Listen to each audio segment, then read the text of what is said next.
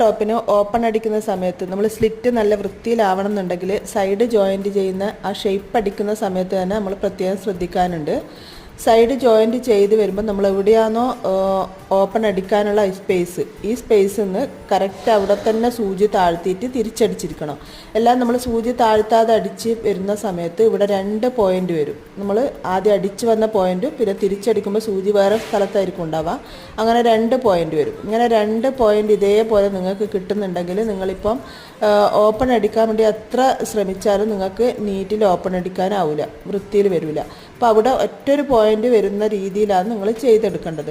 ഇതിൻ്റെ ഫുൾ വീഡിയോൻ്റെ ലിങ്ക് ഇതിൻ്റെ താഴെ കൊടുത്തിട്ടുണ്ട്. അപ്പം ശ്രദ്ധിക്കേണ്ട കാര്യം, ഷേപ്പിലേ അടിച്ച് വന്നിട്ട് നമ്മൾ എവിടെയാണോ ഓപ്പൺ അടിക്കേണ്ട ആ സ്പേസ് അവിടെ കറക്റ്റ് സൂചി താഴ്ത്തിയിട്ട് കറക്റ്റ് അതിലേ തന്നെ തിരിച്ച് ബാക്കിലേക്ക് അടിച്ചെടുക്കണം. അതുപോലെ ഇതിന് താഴെ ബാക്കി വരുന്ന തുണിയും